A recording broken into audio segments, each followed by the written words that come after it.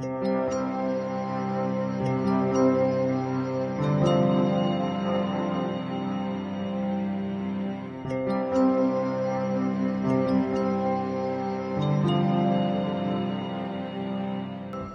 Episodes में हमने देखा कि किस तरह ज्योति निरंजन ने लड़ झगड़ कर अपने लिए अलग संसार परमात्मा से मांगा और परमात्मा ने उन्हें 3 गुण और 5 तत्व दिए जिनकी सहायता से उन्होंने सृष्टि की रचना की।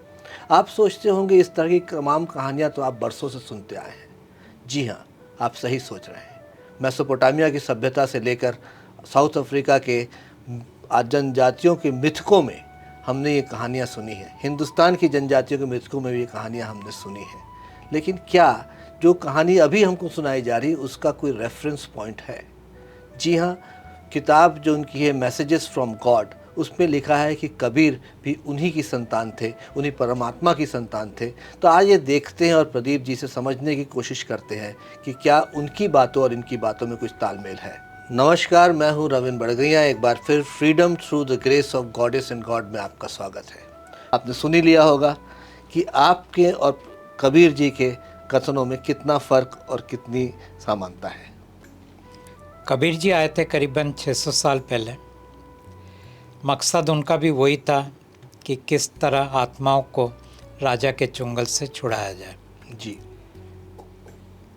उनके लिए थोड़ी सी पाबंदी ये थी कि वो एक ऐसे समय आए जहाँ पे गुरु शिष्य परंपरा को बहुत ही ज़्यादा माना जाता था।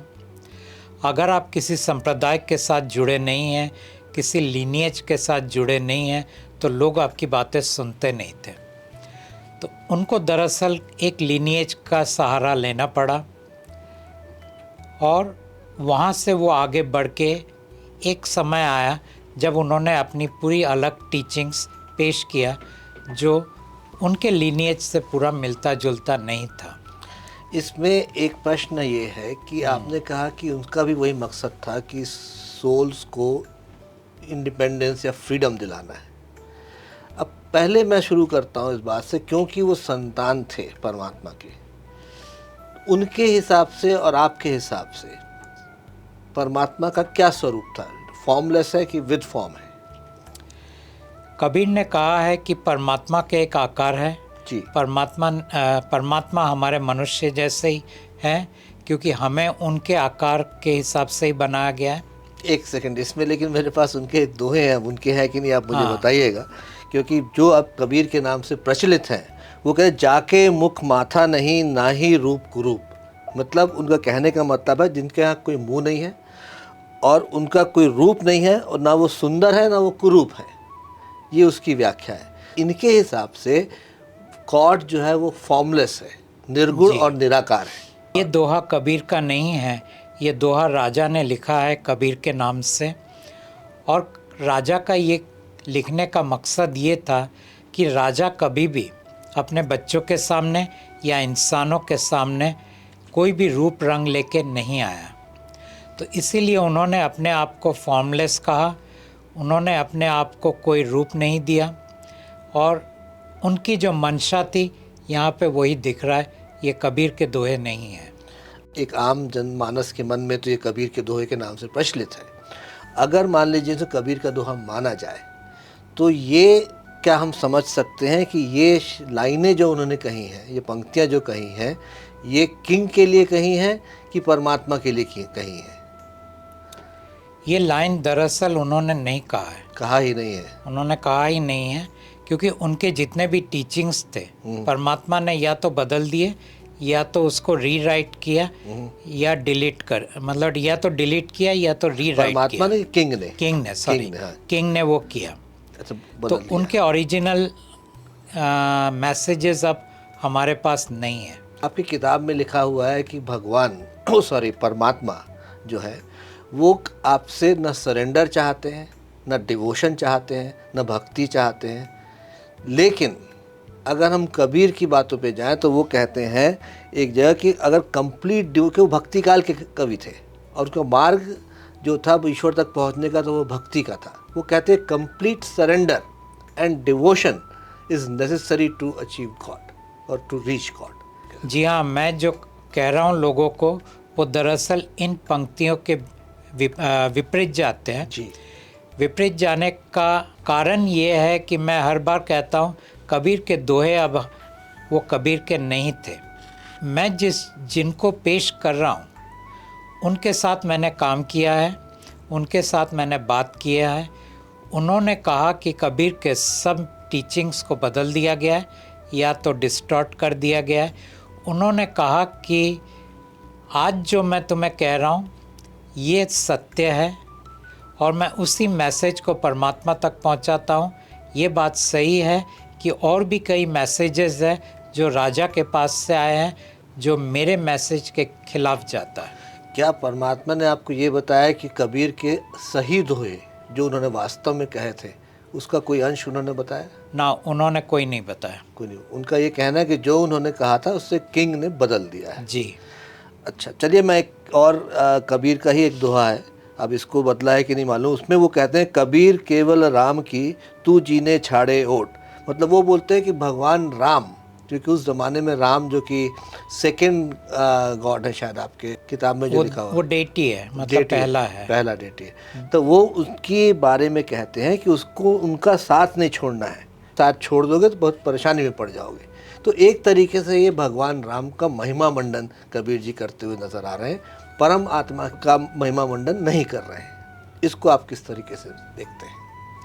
कबीर जब राम की बात करते हैं कभी भी दशरथ पुत्र की बात नहीं करते हैं। वो हर वक्त एक ही राम की बात करते हैं जो परमात्मा है। ये राम शब्द जो है ये परमात्मा के लोक से आया हुआ है जी। और राजा ने इस शब्द को यहाँ अपने एक बेटे के अंदर से इंसानों के बीच में ला दिया है कि जब सही में राम आएंगे तब लोग दशरथ पुत्र के पास जाएंगे, लेकिन असली राम के पास वो कभी नहीं जाएंगे। तो अभी हमारे देश में राम की बहुत चर्चा हो रही है, तो आपको लगता है कि भगवान राम मंदिरों में है? भगवान राम तो मंदिरों में नहीं है, लेकिन लोग कहते हैं ये आस्था का विषय है, तो मैं उनकी आस्था के ऊपर तो कोई टिप्पणी नहीं करना चाहता हूँ। जी, बिल्कुल ठीक, बिल्कुल ठीक।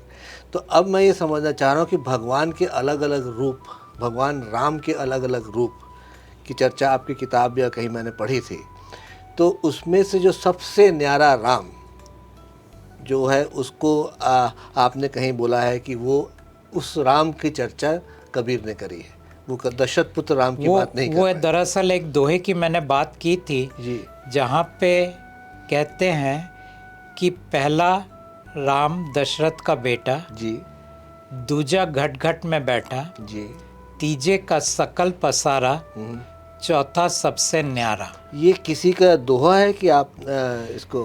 कबीर पंथी कहते हैं कि ये कबीर का दोहा है। अच्छा, ठीक है। फिर? और एक हद तक इसमें सच्चाई है। जी, जी। सच्चाई इसलिए है कि कहते हैं जो पहला राम है ये सब देवता है। तो जितने भी देवता है वो शिव हो चाहे दुर्गा हो जी, या चाहे कृष्ण हो या और भी कुछ भी हम ले ले, ये सब पहले राम में आ जाता है। दूजा घट घट में बैठा मतलब वो कह रहा है कि वो राम तो हमारे अंदर है, मंदिरों में नहीं है। तो कुछ लोग होते हैं जो कहते हैं राम मंदिर में नहीं होता है, राम हमारे अंदर होता है। और अब वो कौन सी राम की तरफ इशारा कर रहा है? या तो वो आत्मा की तरफ इशारा कर रहा है या फिर ईश्वर की तरफ इशारा कर रहा है। तो ये हुआ दूजा घट घट में बैठा। लेकिन जो आत्मा है जिसका मैं सोल अगर कहूँ तो जरूरी नहीं शरीर के अंदर रहे, अंदर बाहर होता है। लेकिन लोगों का ऐसा मानना है वो शरीर के अंदर ही होता है, इसीलिए उस परिप्रेक्ष्य में उन्होंने बात को कही है। जी। अच्छा, तो किसी के लिए वो आत्मा था, किसी के लिए वो ईश्वर था। जी। फिर जब तीसरा आता है उन्होंने कहा सकल पसारा, मतलब वो जिसका इन्फ्लुएंस चारों बाजू से है, इट इज एवरीवेयर। ओके। तो ये जो एवरीवेयर है ये दरअसल काल की बात कर रहा है, उसकी मन की बात कर रहा है, क्योंकि काल ने जब 21 ब्रह्मांड के अंदर सृष्टि की रचना शुरू कर दी, उसने अपने मन को फैलाया और 21 ब्रह्मांड को उसके दायरे के अंदर लेके वो जो भी सपने देखता था, जो भी सोचता था, उन चीज़ों को वो खड़ा कर देता था और खड़ा करने के बाद अपनी जीवन ऊर्जा को उसके अंदर डाल के उसको सजीव कर देता था। इसका मतलब कि अगर ये अगर ये पंक्तियाँ कबीर जी की हैं, तो तीसरे राम की जब वो चर्चा कर रहे हैं तो उसकी तुलना वो ज्योति निरंजन से कर रहे हैं, ज्योति किंग ऑफ निरंजन यूनिवर्स से। से कर रहे जी। हैं। तो मतलब उनको वो समकक्ष मांग रहे हैं या उनके जैसा मान रहे हैं राम को। उनके समकक्ष नहीं मान रहे, वो खाली बोल रहे हैं। अच्छा। तीसरा ये है, लेकिन चौथे की तरफ जब वो इशारा कर रहे हैं, वो दरअसल कुछ भी नहीं बोल रहे हैं। वो कहते हैं सबसे न्यारा, the most extra ordinary one, लेकिन आगे कुछ नहीं बोला उन्होंने।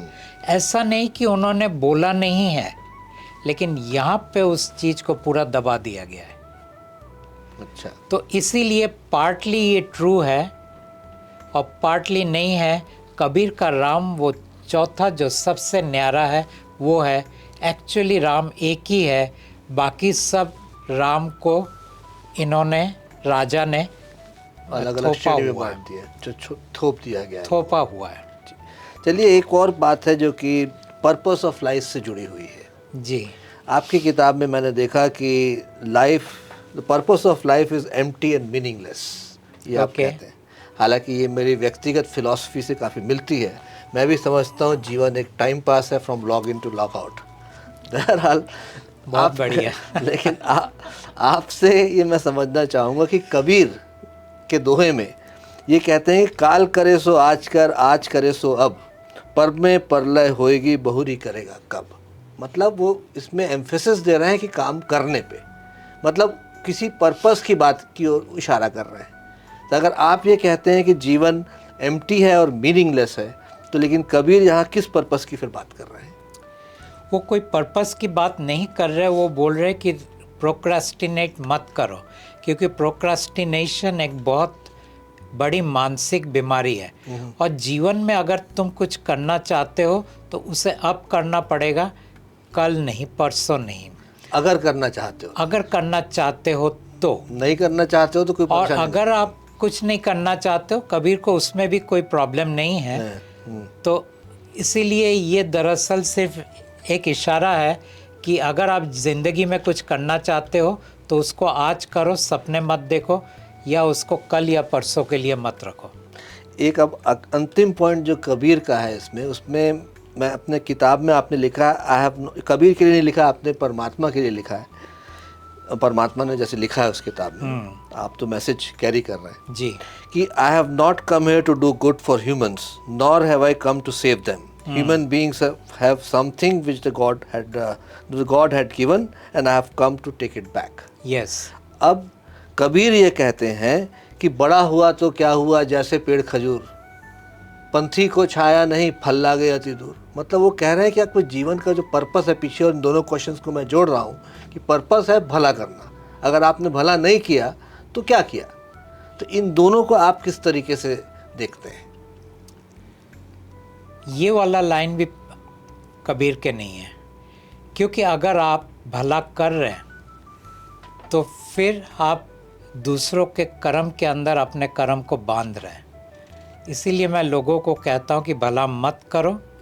जहाँ तक सवाल दूसरे पोर्शन का है, उसको हम अगले एपिसोड के अंदर लेते हैं। बिल्कुल ठीक है, समय भी ख़त्म हो रहा है और ये काफ़ी गूढ़ विषय है। लेकिन हाँ, ये बात है कि हमने पहले भी इसमें चर्चा करी थी कि कर्म की कोई प्रधानता नहीं है, इसलिए भला करना नहीं करना उस मामले में देखा जाए तो प्रदीप जी का जो सिद्धांत है वो एकदम कंसिस्टेंट है, ये बात मानेंगे। फिलहाल इसके अगले और दूसरे पहलुओं पर अगले एपिसोड में हम चर्चा करेंगे। तब तक अपना बहुत ख्याल रखिएगा। नमस्कार। नमस्कार।